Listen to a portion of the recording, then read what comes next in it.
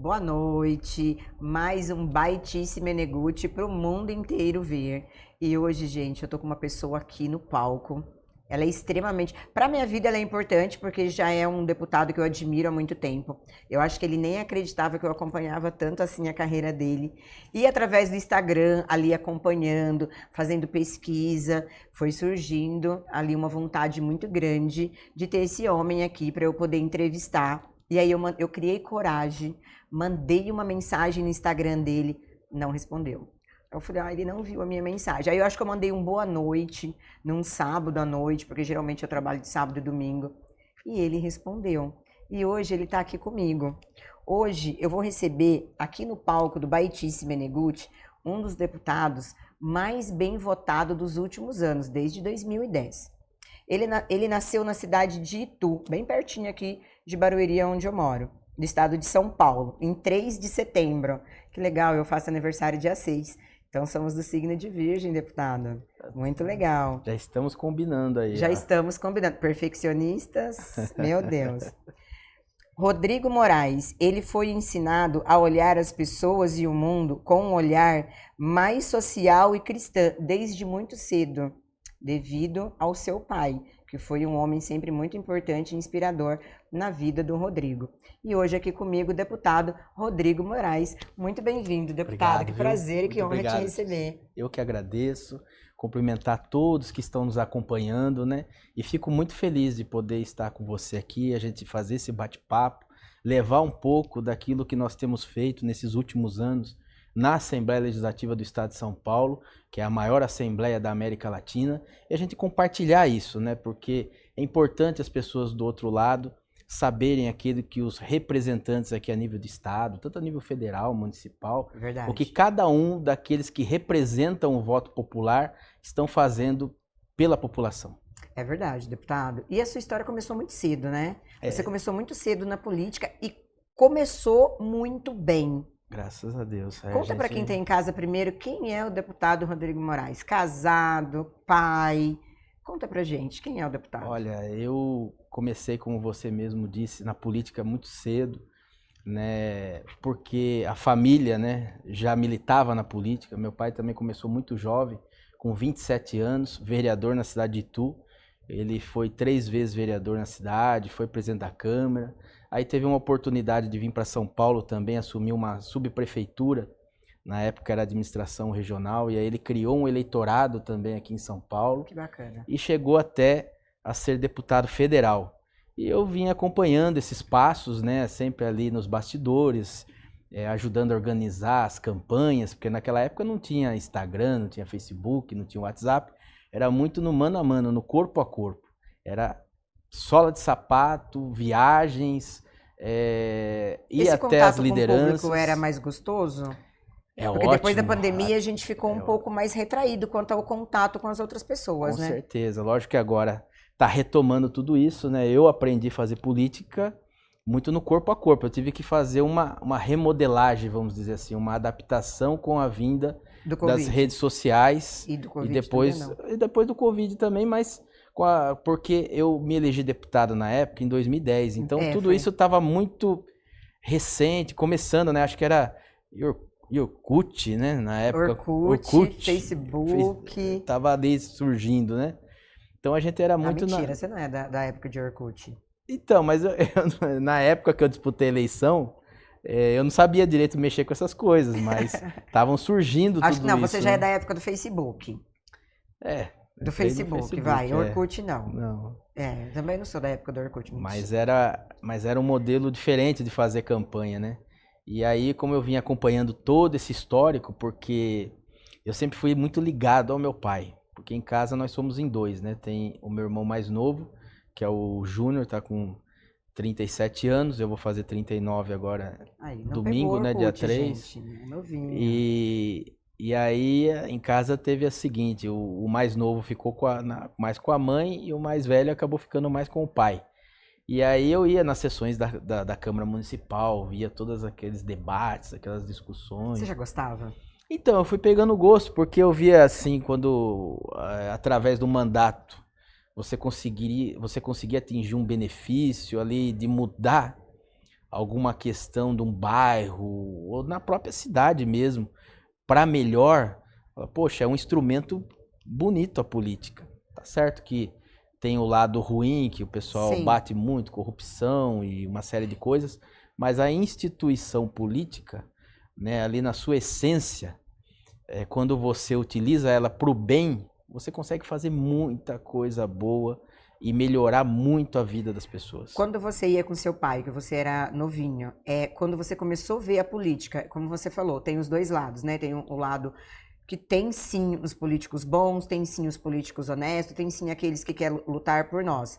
E tem esse lado ruim que todo mundo sabe. Você se identificou ali, os seus valores, a questão moral, você olhou e falou assim, não, eu vou vir para fazer a diferença, porque no primeiro mandato você foi muito bem votado. Sim. E assim, você tá lá você mora em Itu? Moro em Itu. Você mora em Itu e você foi muito bem votado. Então, esses valores, você olhou e falou assim, não, eu vou vir fazer a diferença. E isso mexeu com seus valores, de você falar assim, não, eu não vou mudar os meus valores, mas eu vou fazer acontecer, porque eu acredito sim que eu posso vir fazer a diferença. Com certeza, é nessa crença que a gente se colocou à disposição e enfrentou os desafios, né? Porque naquela eleição eu fui o mais jovem do estado. Eu tinha 25 anos de idade, 25 para 26, e a Assembleia Legislativa sempre foi composta por deputados com mais idade, né? Com mais experiência. Não era uma casa legislativa onde tinham jovens como tem hoje. Né? Hoje, na legislatura passada e nessa legislatura, nós temos vários deputados mais jovens do que eu e que entraram com menos idade do que eu. Um exemplo disso, nós temos o Nicolas Ferreira, que foi o mais votado, acho que de todos, não foi? Ele teve... Sim, mais de 1 milhão de votos. Mais de 1 milhão de votos. Mas naquela época, aqui em São Paulo... Era diferente, né, deputado? Era diferente. Até quando eu cheguei lá, eu tive que quebrar alguns... Paradigmas, porque o pessoal sempre queria me colocar de lado. Né? É jovem, começou agora, não entende de política. Então você sofreu esse preconceito ainda de você ser jovem? Sofri. Eu chegava, teve uma determinada vez lá na mesa que eu tive que bater mesmo firme, porque todas as vezes que eu pedia a palavra, me deixavam para depois. Era eu e um deputado mais experiente, eles davam a palavra pro outro deputado e iam me deixando de lado. Até que eu me revoltei, dei um tapa bem dado na mesa e falei o seguinte, olha, eu estou aqui para representar a população do estado de São Paulo e nós tivemos votos em muitos municípios, então essa representação tem que ser respeitada. Aí a partir daquele momento a gente começou a reverter, vamos dizer, né, essa forma como que a gente estava sendo tratado ali dentro da casa. Então a gente começou ali daí conquistar respeito, amizade, construir um projeto do qual eu assumi depois disso várias comissões importantes, inclusive né, as contas do próprio governador passavam pelo crivo da comissão da qual eu era presidente. Que bacana. Então a gente ganhou o respeito. E ali você ganhou o respeito de todo mundo. Fomos avançando.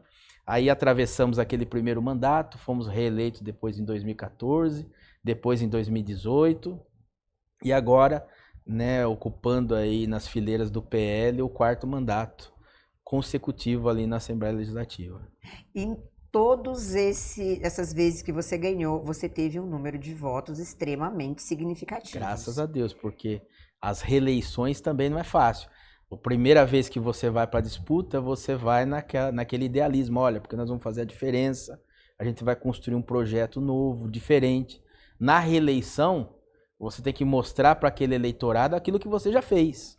E como você vem lá desde 2010 também, a gente teve aí as mudanças, né? As transformações, inclusive chegaram às redes sociais, como você falou no começo. Por isso que eu falei daquela adaptação que eu tive que ali... aprender a construir, a lidar com os dois lados, né? Tanto da questão da mídia social, como também da forma como eu aprendi, que era do corpo a corpo, das composições nos municípios. E graças a Deus deu certo. A gente agora já está assim mais habituados, vamos dizer assim, e estamos trabalhando, estamos correspondendo. O governador Tarcísio está indo muito bem aí na sua gestão e nós temos uma aproximação muito grande e temos conseguido aí levar muitas ideias, muitos projetos que são importantes para o nosso povo e para o nosso estado. Que bacana. Bom, você falou que se inspirou muito no seu pai, inclusive eu dei uma pesquisada sobre ele, um homem admirável. Mas tirando o seu pai, porque seu pai é família. Então, quando se trata de família, eu, pelo menos, eu olho para o meu pai e eu tenho um respeito extraordinário. Mas eu tenho outras pessoas, outros homens, inclusive, que eu também admiro. Na política, tirando o seu pai, que foi uma grande inspiração para você, naquela época, lá em 2010, em quem que você também se inspirava ou admirava? Não se inspirava, mas tinha um outro político que você admirava e falava assim, poxa, mesmo com toda a dificuldade que a gente enfrenta aqui no Brasil, poxa, esse cara tá tentando fazer a diferença. Porque tem a imprensa que mesmo quando o político tá ali tentando fazer a diferença, ele tá lá para sujar a sua imagem, para tentar te destruir. Essa é a verdade. A gente tem, infelizmente, a parte boa e a parte ruim. Tinha um político que você olhava e falava assim, olha, esse é um cara que eu admiro. Eu vou entrar porque eu também quero fazer a diferença, mesmo Olha, sabendo das dificuldades. eu vou falar para você aqui, porque a política naquela época, nós tínhamos o lado do coronelismo, né, que era aqueles que dominavam certas regiões, tínhamos aqueles que eram bons na oratória, né, muitos políticos poetas, né, você ouvia aqueles discursos inflamados e bonitos, né? Eu acompanhei muito a questão ali da história, das diretas, então via muito ali o Ulisses Guimarães, aquele pessoal lutando ali para que nós pudéssemos ter o direito de nos expressar, o direito da gente poder ter naquele momento um protagonismo na política, né? Diferente daquele modelo de que algumas pessoas só dominavam, só elas tinham chance de chegar no poder. Mas eu vou comentar aqui de um político que muito pouca gente conhece, mas ali na minha cidade foi uma referência, que é o senhor Abílio Sabe. Ele era um senhor, né, que entrou na política na época que não havia remuneração. Então não existia salário. Eu conhecia esse senhor, eu tinha 7, 8 anos de idade. E teve esse tempo na política que não tinha remuneração? Não tinha remuneração nenhuma. E ele entrou na política pura e simplesmente porque ele queria ver a cidade melhorar, ver as pessoas ter uma melhor qualidade de vida. Então, o intuito dele era os projetos, era as ideias, era fazer a cidade se tornar uma referência. E ele foi um batalhador nesse sentido. Já faleceu, mas eu tive a honra de conhecer esse senhor, né, que como outros que também tiveram em torno dele, trabalhavam, tinham o seu sustento de outra forma e fazia a política por amor. Então, ele dedicava o seu tempo, abria a mão da família, e tudo isso a gente foi nos dando esse engajamento, essa força interior de que realmente nós temos pessoas que ajudaram a construir esse país e que estavam visando realmente a formação de um futuro melhor, e não acordos ou benefícios, né? Para si próprio, Para né? si próprio. E depois disso nós tivemos o Bolsonaro, que foi uma quebra ali de um modelo político que vinha sendo construído e que, falando com sinceridade, abertamente, a verdade, né, construindo ali valores que essas pessoas, né, que eu citei, como o caso do senhor Abílio tinha, que era o patriotismo, que era a questão familiar, que eram os princípios, que eram os valores, porque naquela época eu estudei uma boa parte da minha vida na escola pública,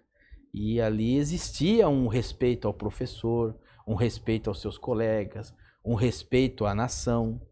Então a gente via um modelo de escola onde realmente você formava pessoas para que o país realmente pudesse ter gente que pudesse dar oportunidade para que o país pudesse crescer e desenvolver, né? Você acha que hoje falta muito isso que você acabou de falar, principalmente respeito? Respeito à própria nação? Porque vou falar como uma cidadã, eu não vejo respeito à própria nação. Porque você não vê lá fora, os outros países lá fora, os cidadãos faltar com respeito à sua nação. E aqui a gente vê muito isso. Eu visito muitas escolas e faço algumas palestras. A gente fez um livretinho assim, de 2 ou 3 páginas, falando um pouco de como que é o mandato de deputado, o que o deputado faz, o que ele pode, o que a Constituição determina, quais são, né, as obrigações de um deputado, porque muita gente não sabe para que serve um deputado, qual é a competência de um deputado, o que um deputado faz, o que um vereador faz, o que um deputado federal pode fazer, governador, senador, e isso não é passado nas escolas.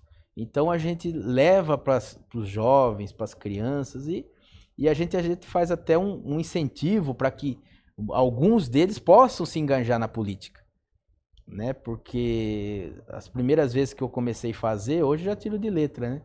Mas a gente questionava os alunos, um quer ser médico, um quer ser advogado, o outro quer, né, ser empresário, mas não aparecia nenhum que queria ser político. É sério? Por quê? Porque naquele momento a carreira mais desprezível era do político, porque é o ladrão, é o que põe o dinheiro na cueca, é o que engana, é isso, é aquilo. E aí a gente começou a fazer um trabalho com esses jovens de dizer o seguinte, bom, se você não quer, vamos permitir que o ruim continue? Aquele que só quer fazer isso que a gente vê pela imprensa? Eu sou, né, eu sou uma pessoa que saí do meio da escola de vocês e estou representando hoje no poder público e luto para fazer a diferença. Por que não podemos ter outros, né, que venham para poder fazer essa diferença também? E aí a gente vai incentivando, a gente vai mostrando como que funciona, como que é. Aí começam a surgir perguntas, eu recebo cartas. Cartas? Ainda tem cartas? De alunos, né, que depois a gente faz umas brincadeiras, né, assim, no bom sentido, tipo uma lição de casa, e aí muitos deles se enganjam e a gente recebe depois no nosso escritório, no nosso gabinete, questionamentos, depois vem as visitas, muitos querem vir visitar a Assembleia Legislativa para conhecer como que é, para saber como que funciona, ver uma sessão plenária. Isso alunos de que idade? A gente pega ali, por exemplo, a partir dos 10 anos de idade, 11 anos, 14, 15... Então, eu sempre agora tenho me militado fazer muito isso, principalmente após aí 2018, que a gente viu aí muita coisa acontecendo no nosso país. Né? Eu vou perguntar um pouco do Covid, mas antes você falou uma coisa que eu acho que quem está em casa também não sabe. Qual é a principal função de um deputado estadual? Fiscalizar os atos do governador, fazer projetos de lei que sejam de atribuição, né, a nível de estado, que você possa falar sobre questões estaduais e também intermediar recursos entre as prefeituras e o governo do estado, que é as famosas emendas parlamentares.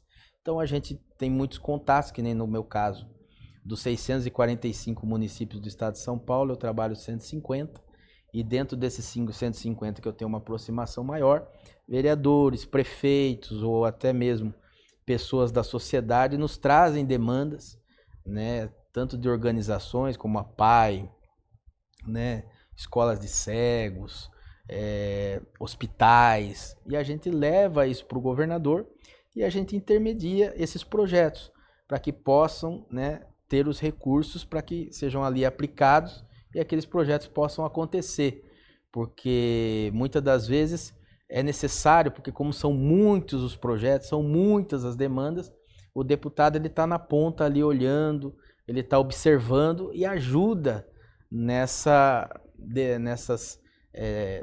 demandas junto ao governador. Então, o trabalho do deputado ele passa a ser como se fosse uma caixa de ressonância, porque quando a gente tem as reuniões ali do partido com o governador pergunta muito como que está lá, por exemplo, eu vou citar um município que eu vou visitar amanhã de 5 mil habitantes, chamado Sarapuí. Na ordem do dia, Sarapuí, o que ela vai representar junto Cada dia ao governo do estado? Visita um município? Geralmente de segunda e sexta e sábado. Sábado também? Domingo eu costumo visitar algumas igrejas, né? Ou algumas festividades. E durante a semana, terça, quarta e quinta, resolver as demandas que eu pego no final de semana. Então quer dizer, sem férias. Sem férias, literalmente. Você é cristão? Cristão. Você é missionário? Sim, eu sou, participo muito da Igreja Mundial, ali onde eu congrego, peço a Deus ali orientação, força. Busca se alimentar da fé, né? Mas assim, tem um convívio tanto na Igreja Católica como em todas as igrejas. Até porque o importante também é É a fé, né? É o seu Fé, coração, o não é a placa da igreja, respeito e exatamente. saber que Deus, o que Ele quer é que a gente faça o bem para as pessoas, Eu vou né? deixar o convite, então, para você vir conhecer aqui em Barueri a Igreja Lagoinha, Oh, com do pastor certeza. André Vamos sim, Fernandes. vamos É sim. uma bênção, Vai ser um prazer. é maravilhoso. Teve um dia que veio o Fernandinho e teve 12 mil pessoas. Eu era uma das primeiras que estava lá, porque eu cheguei, começava às 6, 4 horas eu já estava lá, porque eu tenho uma história muito de fé muito incrível com o Fernandinho. O louvor dele tem um específico que salvou a minha vida. Então, para mim, estar ali não importa se tinha 12 mil pessoas ou não. Eu tinha que estar ali. Então, eu não Legal. enxergava nada ao meu redor. Eu só conseguia enxergar ele ali. E quando ele tocou, principalmente esse louvor, que eu pensava na minha cabeça, eu falei, ele não vai tocar, porque é um louvor antigo. E quando ele tocou, eu me derramei. Então, foi maravilhoso e eu te convido para ir lá visitar. Vamos sim, vamos E junto também lá. visitar a Casa Firme, que é uma igreja que eu participei também há muito tempo. Que legal. Certeza que o apóstolo vai te receber ali com muito Esses carinho. trabalhos evangelísticos, além da questão espiritual, tem a questão social também. Sim, E que ajuda muito os governos, porque a gente vê aí a luta que agora o governador Tarcísio está enfrentando aqui no município de São Paulo, junto com o prefeito Ricardo Nunes, que é a questão da Cracolândia. exato. Como que você pode ressocializar aquelas pessoas que estão ali? Né? As drogas hoje é o mal do século. Hoje, tanto o verdade. rico como o pobre sofre com esse problema. Né? Então, eu conheço muita gente com recursos e fala, poxa, meu filho, minha filha, na escola, com um amigo, acabou se envolvendo e agora está viciado e eu não sei como, já coloquei em várias clínicas, já levamos em vários psicólogos, médicos e não acho o retorno, o resultado. Então, o trabalho social que as igrejas fazem é de suma importância para combater isso, né?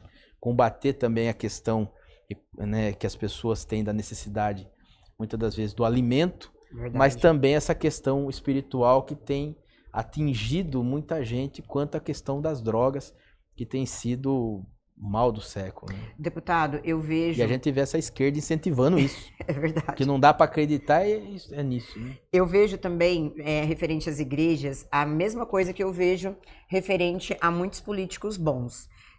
A mídia tenta o tempo inteiro trazer algo, distorcer algo, para mostrar que o trabalho que as igrejas fazem, na verdade, a maioria não sabe o trabalho que existe por trás, o trabalho social, a quantidade de pessoas que as igrejas ajudam, não só, gente, na parte de drogas, mas assim, de famílias carentes mesmo, Cuidar, entendeu? né? De auxiliar, Cuidar, de auxiliar. ir de encontro àquelas pessoas. Inclusive, hoje, as igrejas, elas têm um trabalho muito bonito para a mulher, né? Sim. Porque quando você acolhe a mulher, principalmente essa mulher que sofre abuso, assédio, você precisa acolher esse marido, esse filho, porque você precisa acolher a família inteira para você entender o que está acontecendo e para você conseguir ajudar. Porque não é você incentivar simplesmente pega suas coisas e vai embora de casa, né? Tem todo um contexto para você entender por que esse marido faz isso e por que ela se submete a isso. Então você precisa acolher a família para você conseguir ajudar. E acaba isso acontecendo também com os políticos, porque a imprensa acaba não acontecendo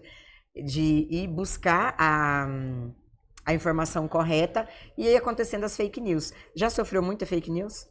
Algumas a gente já sofreu já, porque a política faz parte, né? Você começa a incomodar outros setores, outros poderes, aí tentam achar de alguma forma uma maneira de querer denegrir a sua imagem para que você desanime ou que você não consiga se manter naquele foco, né? Naquele projeto. Então já fizeram várias, agora já tô calejado, já até acostumei. Agora você já sabe. Você coloca a sua vida pessoal nas redes sociais ou não? Muito pouco, viu? Porque a exposição é importante. Até eu recebo conselho do pessoal que trabalha comigo, você tem que colocar mais foto com seu filho, né? Com a família e tal.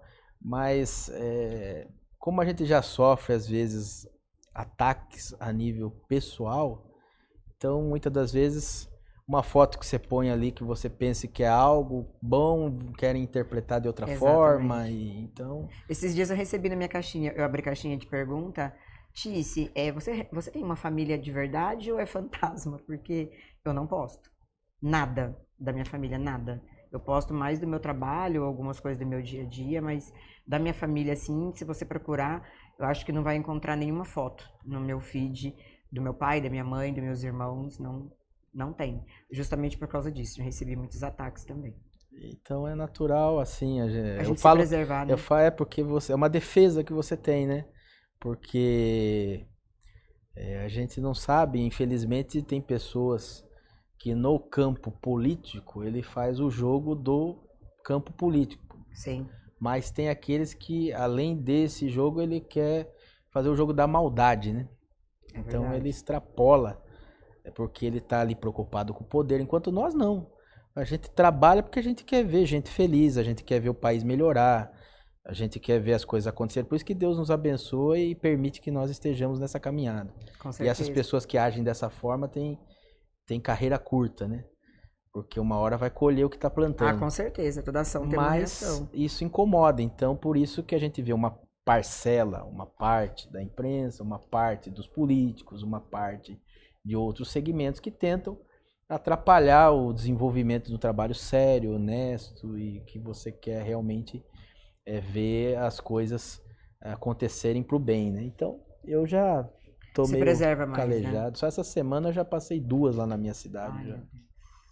É tudo que arruma pra gente, cada hora uma Nossa, eu coisa. adoro um restaurante que tem na sua cidade. Lá tem o alemão, lá o restaurante. É O bar e exatamente restaurante isso. lá, mas que tem a parmegiana, que é a mais famosa Eu amo aquela ali da parmegiana. cidade. Então, ó, Nossa, você muito. já vai, né, comer mais uma vez por minha conta aí. Ah, então é só me convidar. Já tá Já tô... convidada já, ué. Convite aceito, com certeza. Deputado, vamos falar um pouquinho de Covid, né? Esse vírus chegou no Brasil. Eu lembro que foi o quê? Março? Acho que março que explodiu, mas ele chegou mesmo no carnaval. E quando ele chegou, eu, por exemplo, eu era uma pessoa que eu viajava muito, a trabalho no Brasil inteiro. E aí, de um minuto para o outro, a gente teve que ficar dentro de casa. E isso levou a maioria das pessoas Estado de guerra, né? a ter uma depressão, né? A ter o seu psicológico muito abalado. Mas para vocês que são da política, para vocês que são público, que faziam um trabalho muito próximo ali do público mesmo, dos seus eleitores, vocês tinham um compromisso de vocês, de repente, fazer as entregas das cestas básicas, fazer um atendimento com aquelas famílias que estavam ali na comunidade, que precisavam da sua ajuda mensalmente, semanalmente. Como que foi isso, de repente, você se vê trancado dentro de casa? E pior, a gente vê uma nação inteira, porque eu acho que foi a única vez que a gente pode falar que a gente teve todo mundo junto ali orando pelo o mesmo motivo. Acho que foi a única vez que todo mundo se uniu em corrente de oração por uma única causa contra esse vírus. Eu acho que, é lógico, a gente teve um período no começo ali que teve toda aquela situação que tinha que ficar, mas no meu caso eu agi mais ou menos como os médicos agiram, né? Eu fiquei mais na área de risco mesmo e fui um dos pioneiros aí na contagem aí. Eu não sei, assim, se tem ainda esse relatório de pegar esse negócio. Pegou quantas vezes? Não, que eu saiba foi uma mesmo, assim, certeza, mas... Porque a gente tava sempre no meio do povo, não teve jeito. A gente ia pro palácio nas reuniões, até para tentar amenizar aquele clima que o governador na época estava colocando de Sim. muito ostensivo, né? E a gente sabia que tinha que enfrentar o vírus, não teria outro jeito, porque Exatamente. a consequência, né, na questão social de cada um, né? Te assustou? Olha, eu fiquei num determinado momento assim, meio falando, puxa, mas esse negócio não acaba nunca, né? Porque é o tal de ter que ficar de máscara o tempo inteiro, Nossa, eu e é odiava aquele aquilo. negócio, todo mundo, as cidades vazias, né? Eu ia para algumas cidades e via ali todo mundo vazio, apreensivo e tal, né? Mas quando eu peguei também, tive que ficar trancado no quarto lá 7 dias, 7, 8 dias lá. 7 dias. Olha, foi tenso, hein? Olha, eu vou falar pra você que a pandemia ela me trouxe o lado bom, me trouxe o lado ruim. O lado bom foi que a minha cunhada engravidou e aí veio uma vida nova em meio a tudo aquilo que estava acontecendo. Pra gente receber o Matheus na família foi mesmo ali, sabe? Desde o comecinho. E o momento mais difícil pra mim foi que no dia que o meu irmão fez o chá revelação, através de um vídeo, uma videoconferência, e meu pai estava no vídeo.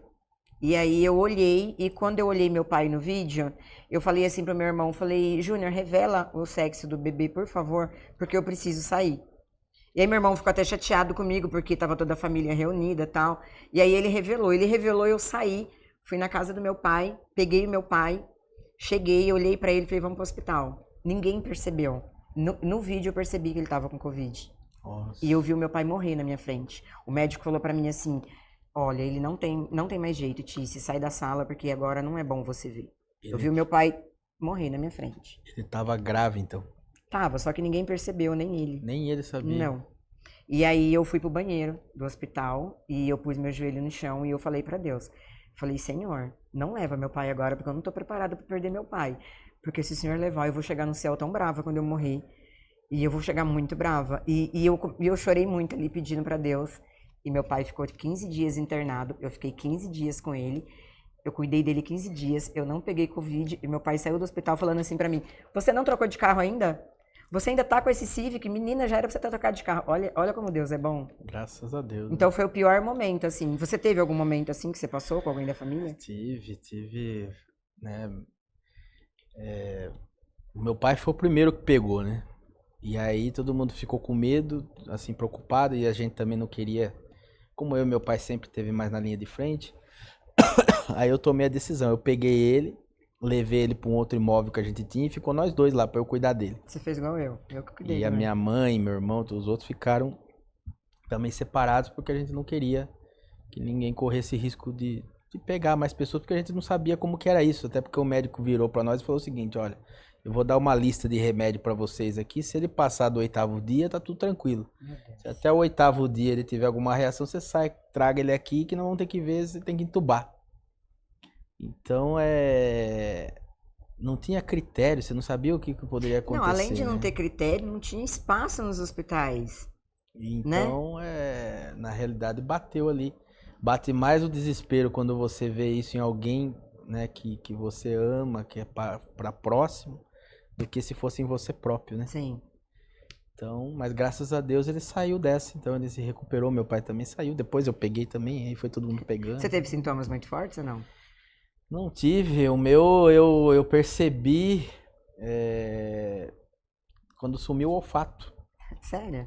Aí eu percebi porque eu não tava sentindo um cheiro estranho, a garganta tava assim, eu sentindo um pouquinho de raspando, né? Mas nada que tava me atrapalhando. Daí depois sumiu o gosto da comida, eu falei, então eu peguei. Aí eu fui fazer o teste, confirmou, mas pegou quase 30% do pulmão. Sério? Até que depois eu tive algumas sequelazinhas, assim, fiquei um pouco esquecido, depois foi voltando. Sério? Deu um formigamentozinho na ponta do dedo. Ai, não fala isso. Que horror. Aí Morro de medo depois que dessas passou não sei, passou um tempo aí. Aham. Aí eu peguei gripe a primeira vez.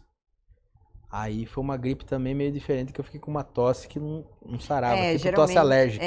Geralmente quem pega Covid, depois quando pega gripe, fica mesmo com essa... Tosse alérgica, que você ficava... Eu peguei 3 vezes Covid. Meu... Treinei todos os dias, não saí um dia da academia, só ia descobrir quando já tinha passado, tipo, já tava no 5º dia.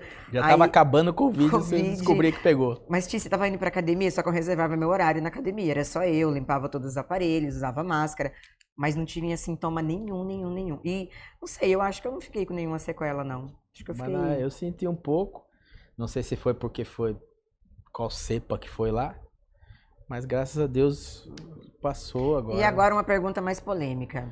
Por que eu entrei no Covid? A gente deu uma descontraída, mas você acha que Porque assim, o Brasil nunca teve isso, né? Isso foi uma coisa que... Aliás, nenhum país nunca aconteceu isso, né? Mas assim, você acha que isso prejudicou muito o governo do Bolsonaro? Olha, é lógico que todo fato, e que foi um negócio que não foi só no Brasil, foi um negócio mundial, traz os seus prejuízos, né? Traz os seus problemas. Você vê que muito dos recursos que ele poderia investir em obras, em infraestrutura, em avanços para o país, ele teve que acabar fazendo lá o Auxílio Brasil, teve que investir na área da saúde para melhorar leitos, né? Teve que comprar as vacinas, né? Apesar de todas as polêmicas, o Bolsonaro comprou todas as vacinas. Sim. O Brasil foi um dos países que mais rapidamente vacinou a sua população. Então, tudo isso foram questões emergenciais que ele tomou atitude. Apesar da questão, como você colocou aí, da imprensa, das fake news, de tudo, de trabalharem de todas as formas para prejudicar, ele foi, na pandemia, uma pessoa que tomou atitudes. O que o Brasil precisava e os governadores, infelizmente, uma parcela deles atrapalharam, foi na questão de como colocar a sociedade para poder enfrentar a crise, enfrentar o Covid. Né? Nós tínhamos que ter os protocolos, mas também não dava para a gente falar o seguinte, olha, tem que ficar em casa, mas o banco não vai fechar, os transportes públicos não vão ter os seus horários equilibrados, né? As pessoas vão se aglomerar lá da mesma forma. Então, quer dizer, uma série de coisas. Um setor foi totalmente prejudicado e outro setor atuou com desmando da mesma forma. Sim. Então, não tinha esse equilíbrio, que era isso que teria que buscar.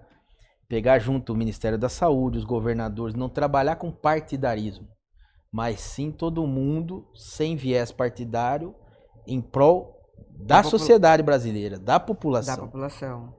E foi isso que eu acho que acabou Mas usaram atrapalhando muito isso, né? Usaram muito isso também para fazer política. Eu mesmo briguei várias vezes na minha região ali metropolitana de Sorocaba para tirar da tal da fase vermelha para voltar para laranja.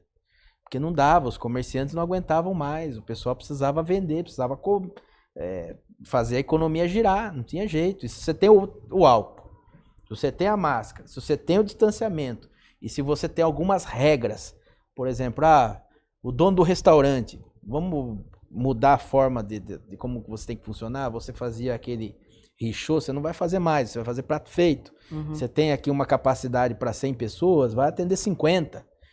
Mas não de forma enérgica, não, parou, fechou, acabou, se vira, se dane.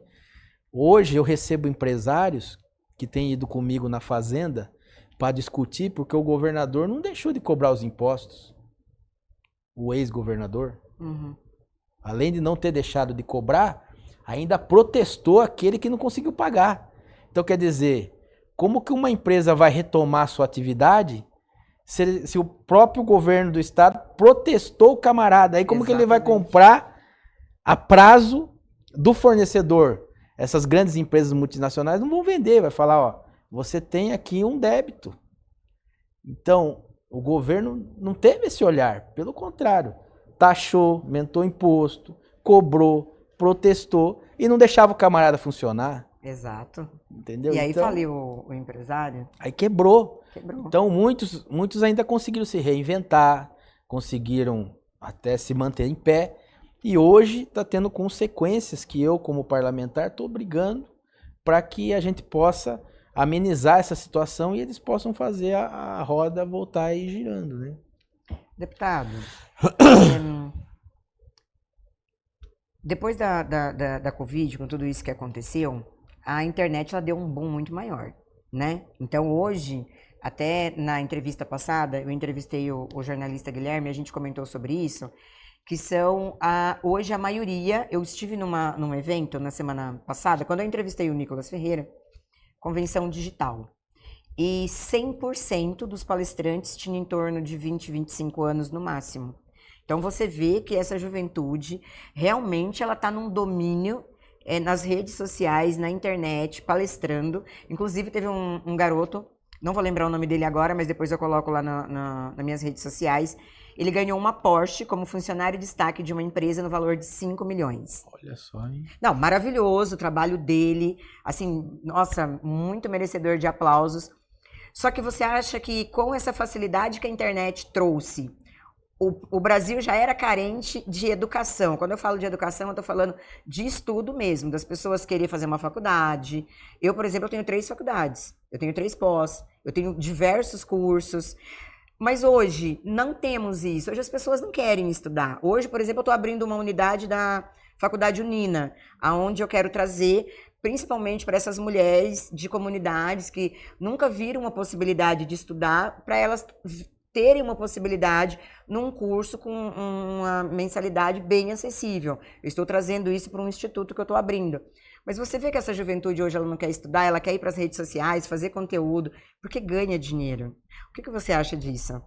Como que você vê isso para a nossa educação? Acho muito importante. A gente tem buscado, eu tenho conversado muito até no Centro Paula Souza, para a gente melhorar a questão das FATECs, das ETECs, o curso profissionalizante, ou o curso para que as pessoas possam se interessar para poder ter o seu nível superior ou aprender alguma atividade, como às vezes no Senai, né? Tudo que algumas ONGs podem proporcionar também, alguns institutos, eu sou de total apoio, porque hoje para a gente poder formar, né, pessoas para o mercado de trabalho é de suma importância. O Brasil é uma potência, muitas empresas vão vir se instalar para cá, vão vir para o Brasil. Eu mesmo criei uma frente parlamentar na Lesp agora, chamada São Paulo-China. Encheu lá o auditório, eu trouxe lá vários empresários da comunidade que querem investir no Brasil, que querem trazer tecnologia para cá, empresas, e o governador Tarcísio está fazendo muito bem também essa ponte, né, também com os chineses, com os americanos. Hoje mesmo ele recebeu, né, o ex-ministro lá de Londres também, da Europa. Então, para a gente trazer emprego, empresas para cá, mas para isso a gente precisa ter mão de obra. E a mão de obra a gente só vai qualificar ela com as pessoas, né, tendo como aprender. Sim. E através dos institutos, através das faculdades, através, né, desses cursos profissionalizantes, a gente consegue fazer com que a nossa população esteja preparada para o mercado de trabalho. Você acha que a internet atrapalhou um pouquinho o foco da juventude de querer estudar, de querer hoje ter um curso superior? Hoje a internet facilitou muitas coisas, abriu muitos novos focos, horizontes, né? Tem o benefício que você pode também a longa distância fazer algum tipo de Sim. curso, alguma coisa, mas também você pode desfocar num outro momento, né? A gente tem que tentar buscar caminhos para que uma coisa complemente a outra. Você já ouviu falar na Escola da Riqueza? Não vi. Eu trouxe uma pessoa aqui no meu programa para fazer uma entrevista e ele me apresentou a Escola da Riqueza. É um projeto de educação financeira a partir de 6 anos de idade, onde você ensina a criança 6 anos? A partir de 6 anos a empreender. Legal, hein? E eu fiquei apaixonada por esse projeto, inclusive a gente acabou se tornando parceiro. Ele vai estar até aqui no próximo programa. Eu acho que mês que vem ele está aqui dando uma outra entrevista, porque ele vai vir junto com um sócio para a gente poder levar mais informação para quem está em casa. Deputado, o projeto dele é tão rico, porque quando você joga o nome da criança lá com 6 anos no programa dele lá, você consegue visualizar como que você vai educar uma criança financeiramente para ela empreender a partir de 6 anos. Eu vou te apresentar esse projeto, que é muito maravilhoso. Você acha que é importante você, desde pequeno, você ensinar para a criança? Com certeza. Se hoje eu estou aqui com fazer 39 anos, com a responsabilidade que tenho, é porque eu comecei jovem, cedo, criança. Você é muito jovem. Já colocando, né, todos esses princípios, esses valores dentro de mim, que infelizmente hoje o nosso jovem, devido às facilidades, né, eu vejo que aqueles um pouco mais antigos falando, né, eu tinha carteira já com 12 anos, meu pai me levava a trabalhar na roça com 6, com 8, com 10, porque o trabalho, ele dignifica o homem, né, o homem, a mulher, a formação. Sim. Mostra, né, o quanto é duro você conquistar, Com e você certeza. aprende muito, porque você vai errar, você vai aprender. E hoje, né, os nossos jovens aí, você vê, eu mesmo vejo aí, jovem com 20, 25 anos, não sabe fazer depende do pai e da mãe 100%, né? Então, você se sente uma inspiração para esses jovens que hoje, principalmente... eu busco demonstrar isso. Quer entrar na política? Eu busco o Guilherme demonstrar. É uma pessoa que ele quer muito... Mas não só até na política, por exemplo, se você for pegar, porque você é puxar deputado, a minha né? vida, eu sou deputado, sou empresário. Sim, você trabalha no ramo comercial também, né? Eu tenho empresas, então quer dizer, eu não tenho só um viés, né? Então, Você é um empreendedor. a gente empreende, a gente é daquele que quer realmente... Qual que é o seu segmento no comercial? Nós temos ramo de padaria, supermercado, eu comecei atrás do balcão mesmo. Comecei como empacotador, porque meu pai falou assim, agora você tem que aprender. Então, como que você quer gerenciar alguma coisa, se você não sabe o logotipo, a marca, onde esse produto tem que estar, como que você vai fazer o layout, então você tem que saber de tudo. Então eu comecei empacotando, depois eu fui ser repositor. Olha, foi super indicado na empresa do próprio pai? Eu fui ser conferente, depois de conferente e organizando política junto, né? Porque meu pai já era vereador, depois coisa, eu tinha que fazer as duas coisas. Aí eu fui pro caixa, aí cheguei a gerente. Aí depois que eu cheguei a gerente, aí tava fazendo já faculdade de Direito. Uhum. Você nunca atuou como advogado? Não deu tempo porque eu me formei em 2008, eu peguei o diploma e em 2010 já estava candidato. Então quer dizer... Foi, você veio primeiro vereador, ou primeiro... Na realidade eu ia fazer o contrário, né? Eu, primeiro como surgiu a oportunidade, porque meu pai era vereador e ele ia para deputado federal. E ele estava num momento muito positivo. Aí ele falou, vamos testar então o Rodrigo estadual, que é difícil. Aí ele já fica com o nome já mais preparado para vir a vereador no meu lugar. Então era fazer só o seu nome e ficar conhecido. Prepara. Aí eu fui pro PSC na época, Partido Social Cristão.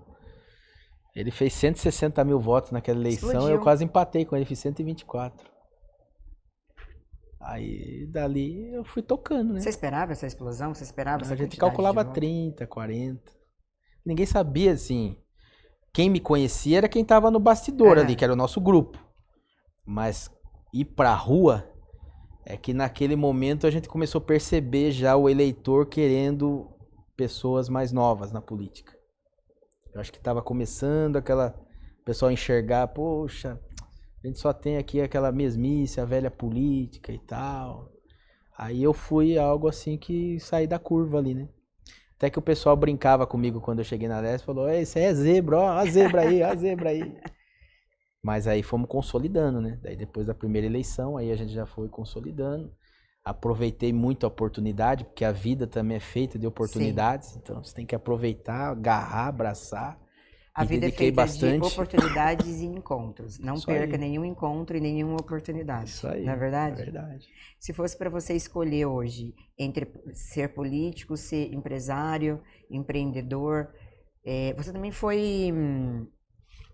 Você também teve um... Trabalho na área rural também, viu? Eu gosto muito de sítio. Então eu sou produtor rural também. Eu mexo com granja, com... Com galinha? Mas eu pego para fazer integração. Então eles me mandam um pintinho pequenininho e eu entrego o franguinho. E eu tenho uma dó de comê-los. Mas eu como. Mas o que é o que tem de melhor, é o que mais exporta hoje. Sério? O frango vai para todo lado, né?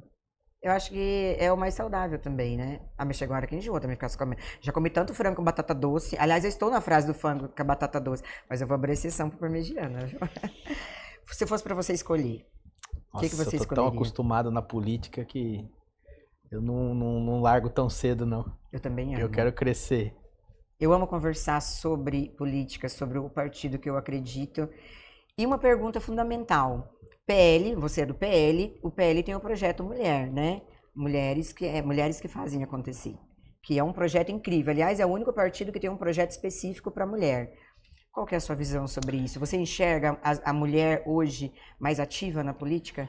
Enxergo e acho importantíssimo. Nós estávamos até falando nos bastidores aqui que é louvável essa ação, né, que o PL tem feito a nível Brasil para motivar as mulheres, né, a participarem, e você que está muito engajada junto com a nossa querida Michele, junto com a Rosana, né, você faz parte desse time para fazer com que as mulheres possam estar participando mais na política. É importantíssimo, porque a mulher tem, né, esse carinho, essa sensibilidade, esse amor. A mulher, diferentemente de nós homens, né, consegue administrar muito mais situações. Muitas coisas Além ao da mesmo questão tempo. emocional, a casa, filho, emprego, ajuda em tudo. Então, quer dizer, só que a política sempre teve um viés que era sempre mais voltada muito pro homem. Sim.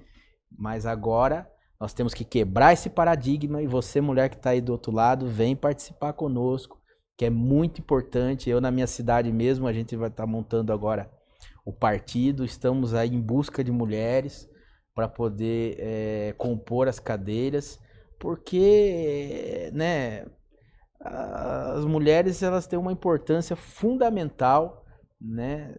Se hoje, lógico, eu devo muito ao meu pai e tudo, mas quem sempre me acolheu, me abraçou, me orientou, me amamentou, cuidou de mim, foi a mãe. Então, nada melhor do que a gente trazer essa sensibilidade para os projetos importantes, para as ações, né? A gente vai conseguir fazer os dos municípios e também do nosso estado e do Brasil muito melhor. Com certeza. Principalmente quando você fala daquela mulher que realmente precisa, né? Quando uma outra mulher enxerga o que a outra mulher precisa. Porque eu acho que foi como você falou, nós mulheres temos uma sensibilidade da gente sentir mais as coisas do que o homem. De repente você entra na casa de uma pessoa, você vai conversar, ela tá passando por necessidade disso e daquilo outro. Mas às vezes você não conseguiu captar o que aquela mulher tá passando. Sim. E uma outra observação que eu faço, deputado, pelo menos na casa do meu pai era assim. A minha mãe falava em quem a gente ia votar. A minha mãe falava, olha, o melhor é fulano, ciclano, beltrano. Então a gente ia votar todo mundo junto, porque a gente era todo mundo na mesma escola. Então ia eu, meu pai, meu irmão e minha mãe. E sempre foi assim. Óbvio que depois que meu irmão casou, não deu mais para as coisas continuarem assim. Mas até hoje é eu, meu pai e minha mãe. Meu pai ele não precisa mais votar, mas ele faz questão. Você acha que a mulher ela tem uma influência mesmo perante a família ali, o marido, os filhos, na hora do voto? Com certeza. A gente sabe que a mulher tem essa influência não só na hora do voto, mas praticamente tudo, porque o marido ele tem aquela questão, né, o homem de ser turrão, de ser o cara que manda tudo, que faz, que acontece, mas eu vejo até isso pelo meu pai, quando a minha mãe chega junto, ele olha de banda assim e aquela ideia que ele estava tendo reverte na hora. Reverte na hora. Então, na casa da minha mãe acontece a mesma coisa. Então, vocês mulheres têm um poder inimaginável, né? Deus concedeu isso para vocês, né? Essa essência, essa sensibilidade. E nós que somos homens, nós temos que agradecer a Deus porque a própria Bíblia diz, né, que quando a gente encontra uma mulher espiritual, sábia e que seja uma ótima orientadora, a gente encontrou um tesouro, né? É verdade. É uma pérola, né? É uma joia. Então, nós temos que valorizar muito. E a política precisa disso. Precisa dessa garra que a mulher tem, dessa sensibilidade, dessa instrução, para que a gente possa realmente construir, né, um país melhor e essa autonomia, essa liberdade, né? Porque nós temos que viver em harmonia, né? Chega da gente ver aí, né, alguns segmentos da sociedade se acharem superior a alguma coisa. Todo mundo é igual, né? Sim. Mas eu vou fazer uma pergunta polêmica agora. Você não acredita que existe sim, o homem e a mulher, eu acredito que a igualdade, né? Nós, seres humanos, nós somos todos iguais. Mas como a gente mesmo falou, a mulher tem algumas sensibilidades que o homem não tem. Então, assim, eu sou super a favor, eu não sou feminista, eu sempre falo isso, não apoio o movimento, não gosto, porque eu acredito que cada um dentro as suas responsabilidades, dos seus afazeres, do seu jeito, porque tem coisas, por exemplo, que eu sinto, eu como mulher, você pode fazer, mas eu como mulher, eu não me sinto bem de fazer. E hoje eu vejo muito que a mulher tenta se igualar de uma forma que ela acaba, às vezes, ela perdendo a própria razão. Eu vou citar um exemplo porque eu não tenho medo de dar opinião. Quando você vê uma mulher que ela tenta se igualar, por exemplo, em termos de beber. Não estou dizendo que é errado beber, tá? Escolha minha, eu não bebo. Mas beber até cair, ficar com vários na mesma noite. E algumas mulheres que a gente tem também na mídia aí, que faz muitas coisas pra... E aí você fala, poxa, até uma letra de música que desmerece a mulher, não é verdade? Que coloca a mulher ali de uma forma negativa. Você não acha que falta um pouco eu ser mulher, fazer meu papel de mulher, você ser homem, fazer seu papel de homem? Olha, com certeza, quando a mulher se permite se desvalorizar, né? Ou deixar que desvalorizem, ou então, eu acho também muito feio o homem que fica bebendo até cair. É horrível. Entendeu? Então, ela querer se igualar a uma situação dessa, então, não é legal, né? Então, eu acho que a mulher tem o seu espaço fundamental, os homens também têm o seu espaço. Exatamente. Eu acho que o que tem que ter é um equilíbrio, né? Tudo é permitido, né? Sim, sim. A Bíblia diz o seguinte, que tudo me é lícito, mas às vezes tem coisa que não convém fazer. Exatamente. Por que eu vou extrapolar? Né? A própria Bíblia diz o que é o pecado. O pecado é quando você perde a consciência de alguma coisa, ou você premedita algo ruim para alguém. Sim. Entendeu? Então, tudo tem o seu equilíbrio e nós temos que, dentro do nosso quadrado, vamos dizer assim, buscar ser uma referência para as outras pessoas. Sim, de forma positiva, né? De forma positiva. Deputado, você viu como passa rápido? Mas Passou antes, muito rápido, hein? a gente tem um bate-bola. Eu vou falar uma frase, uma palavra, e você me responde com uma única palavra. Eita. Agora nós vamos descobrir os segredinhos. Eu não suporto. Falsidade. Boa. Eu adoro. Pode ser coisa de comer? Pode. Doce. Sério? Eu também, mas açúcar não pode. Mas é meu ponto fraco, viu? Eu não respeito.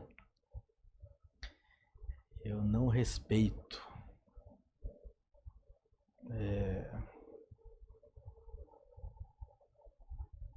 Corrupção. Ai, boa. Também. Não respeito corrupção.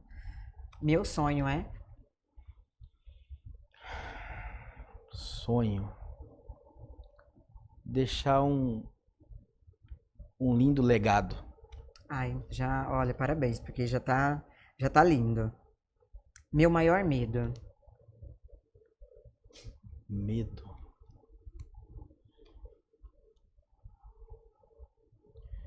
Medo.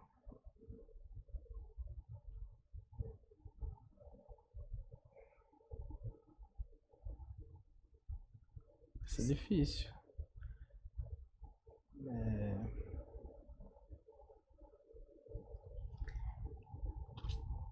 Não tem medo?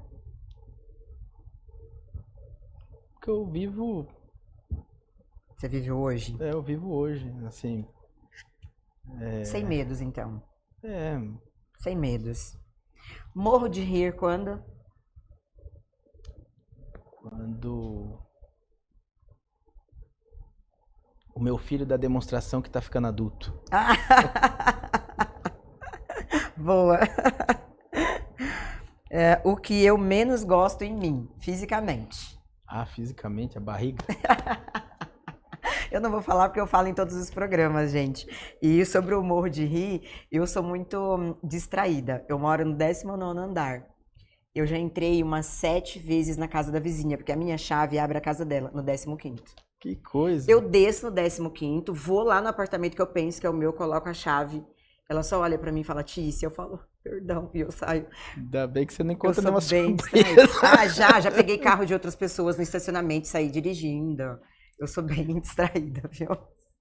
Bom, deputado, que prazer Eu que ter agradeço você por aqui. tudo, viu? Muito obrigada, que Deus Muito obrigado. abençoe. É muito bem-vindo. Está convidado a vir outras vezes, porque tem Muito tanta obrigado. coisa que não dá pra falar num programa só, né? Então, passou muito rápido mesmo. É verdade. Muito Mas obrigada. eu agradeço, Viu? viu, de coração.